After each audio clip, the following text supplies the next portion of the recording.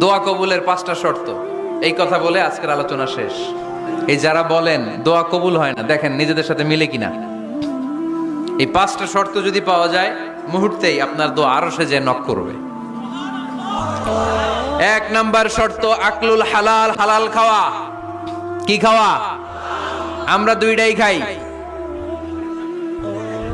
হালালও খাই হারামও খাই।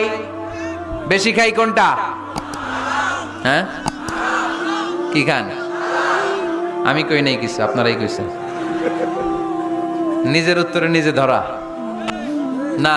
হারাম খেলে তো দোয়া কবুল হয় না। লা ইয়াদখুলুল জান্নাতা জাসাদুন গুযিয়া বিল হারাম। ওই দেহ কখনো জান্নাতে যায় না যে দেহ হারাম খেয়ে বর্ধিত হয়েছে। কেন দোয়া কবুল হয় না? মিলিয়ে নেন নিজের জীবনের সাথে, জাস্ট একটু মিলিয়ে নেন।